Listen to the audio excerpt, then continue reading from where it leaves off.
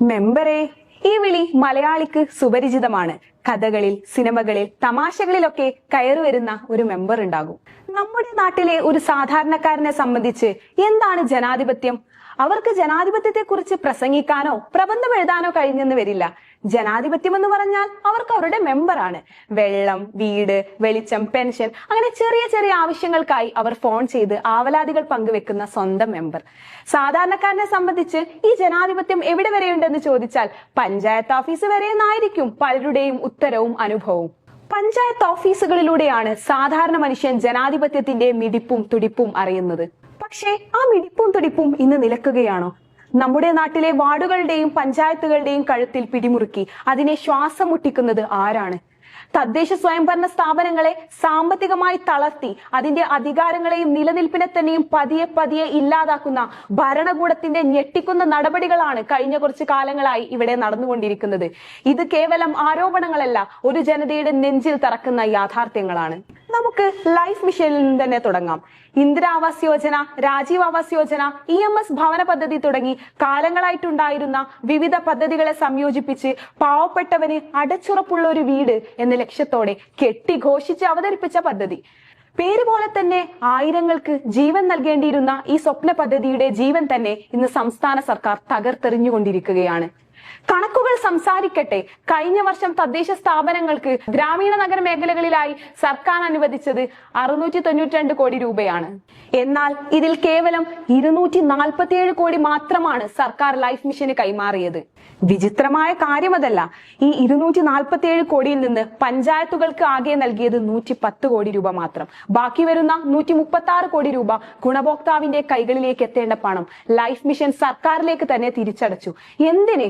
ആർക്കു വേണ്ടി? ഇതിനിടയിൽ സർക്കാരിനെ വിശ്വസിച്ച് ഗുണഭോക്താക്കൾക്ക് സ്വന്തം ഫണ്ടിൽ നിന്ന് മുൻകൂട്ടി പണം നൽകിയ തദ്ദേശ സ്ഥാപനങ്ങളാണ് യഥാർത്ഥത്തിൽ പെരുവഴിയിലായത്.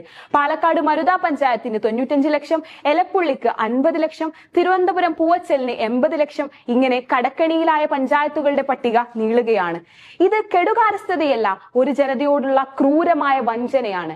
ലൈഫ് മിഷൻ ഒരു ഉദാഹരണം മാത്രം. തദ്ദേശ സ്ഥാപനങ്ങളെ സാമ്പത്തികമായി ശ്വാസം മുട്ടിക്കുന്ന നയമാണ് സർക്കാർ ഉടനീളം സ്വീകരിക്കുന്നത്. ഗ്രാമപഞ്ചായത്തിന്റെ വികസന ഫണ്ടിലെ 20% ലൈഫിന് വേണ്ടി നിർബന്ധമായി മാറ്റിവെക്കണമെന്നാണ് ചട്ടം.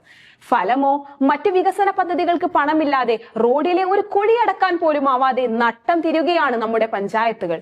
2024-25 സാമ്പത്തിക വർഷത്തെ വികസന ഫണ്ടിൽ സർക്കാർ ആകെ നൽകിയത് 2 ഗഡുക്കൾ മാത്രം. അതും 3-ാം ഗഡു നൽകേണ്ട നവംബർ മാസത്തിലാണ് 2ാമത്തെ ഗഡു നൽകുന്നത്.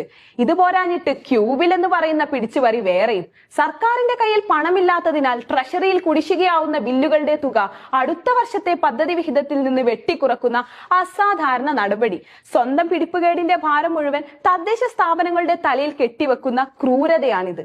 ഇനി മറ്റു ചില പ്രധാന പദ്ധതികളുടെ മരണമണി കേൾക്കാം. ജൽ ജീവൻ മിഷൻ. ഗ്രാമങ്ങളിലെ എല്ലാ വീടുകളിലും ശുദ്ധജലമാണ് ലക്ഷ്യം. ഉൾപ്പെടുത്തിയത് ഏകദേശം 70 ലക്ഷം വീടുകൾ. എന്നാൽ പ്രയോജനം ലഭിച്ചത് വെറും 38 ലക്ഷത്തിന് മാത്രം. പകുതിയോളം ജനത ഇന്നും ഒരു കുടം വെള്ളത്തിനായി കീഴുകയാണ്. സാമൂഹ്യക്ഷേമ പെൻഷന്റെ കാര്യം അതിലും ദയനീയമാണ്. 5 ഗഡു പെൻഷനാണ് കുടിശ്ശികയായി നൽകാനുള്ളത്.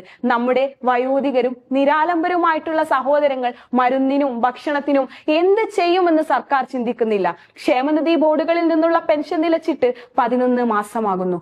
സർക്കാരിന്റെ ധൂർത്തിനും മാമാങ്കങ്ങൾക്കും യാതൊരു കുറവുമില്ല എന്നോർക്കണം. ദുരന്തമുഖങ്ങളിൽ ഓടിയെത്താനും പ്രതിരോധ പ്രവർത്തനങ്ങൾ നടത്താനും മുന്നിൽ നിൽക്കേണ്ടത് തദ്ദേശ സ്ഥാപനങ്ങളാണ്. എന്നാൽ അതിന്റെ സാമ്പത്തിക ഭാരം മുഴുവൻ അവരുടെ തലയിലിട്ട് ഉത്തരവാദിത്തത്തിൽ നിന്ന് തലയൂരുകയാണ് റവന്യൂ വകുപ്പും സംസ്ഥാന സർക്കാരും. മേപ്പാടിയിൽ മഹാദുരന്തമുണ്ടായപ്പോൾ അവിടുത്തെ ഗ്രാമപഞ്ചായത്ത് തനത് ഫണ്ടിൽ നിന്ന് 30 ലക്ഷം രൂപയാണ് ചെലവഴിച്ചത്.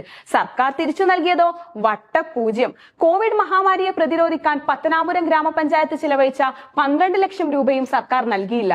പണിയെടുപ്പിക്കാൻ ഇവർ വേണം. പണം ചോദിക്കുമ്പോൾ സർക്കാർ ഖജനാവ് കാലിയാണെന്ന കരച്ചിൽ മാത്രം. അപ്പോൾ എന്താണ് ബാക്കിയാകുന്നത്? ലൈഫ് എന്ന സ്വപ്നം പാതി വഴിയിൽ നിലച്ച ഒരു കുടുംബത്തിന്റെ നെടുവീർപ്പ്. മരുന്നിന് പണമില്ലാതെ പെൻഷൻ കാത്തിരുന്ന് തളർന്ന വയോധികരുടെ കണ്ണുനീർ. പേമാരിയിലും പ്രളയത്തിലും നാടിന് കാവലിരുന്നിട്ടും കടക്കണിയിലായ ജനപ്രതിനിധികളുടെ നിസ്സഹായത. ഇതൊരു ജനതയുടെ പ്രതീക്ഷകൾക്കുമേൽ പതിക്കുന്ന കരിനിഴലാണ്. ആരാണ് പ്രതിക്കൂട്ടിലുള്ളത്? പരസ്യം കാണിച്ചും കൂടെയുണ്ടെന്ന പാഴ്വാക്ക് പറഞ്ഞും സമർത്ഥമായി നമ്മെ പറഞ്ഞു പറ്റിക്കുന്ന സർക്കാരാണ് പ്രതിക്കൂട്ടിലുള്ളത്. പഞ്ചായത്തുകളെ സർക്കാർ പട്ടിണിക്കിടുകയാണ്, പറഞ്ഞു പറ്റിക്കുകയാണ്. ഫണ്ട് എവിടെയെന്ന് ചോദിക്കുമ്പോ പായാരം പറഞ്ഞ് തടിയുരുകയാണ്. അധികാരത്തിന്റെ ഔന്നത്യങ്ങളിൽ ഇരിക്കുന്നവർക്ക് ഒരു പക്ഷേ ഈ നിലവിളികൾ കേൾക്കാൻ കഴിഞ്ഞെന്ന് വരില്ല. പക്ഷേ ജനാധിപത്യം ഓർമ്മപ്പെടുത്തലുകളുടെ കലയാണ്. ഓരോ വോട്ടും ഒരു ചോദ്യമാണ്. ആ ചോദ്യം നാം മറക്കാതിരിക്കുക. അവസരം കിട്ടുമ്പോഴൊക്കെയും നാം ചോദ്യങ്ങൾ ഉന്നയിക്കുക.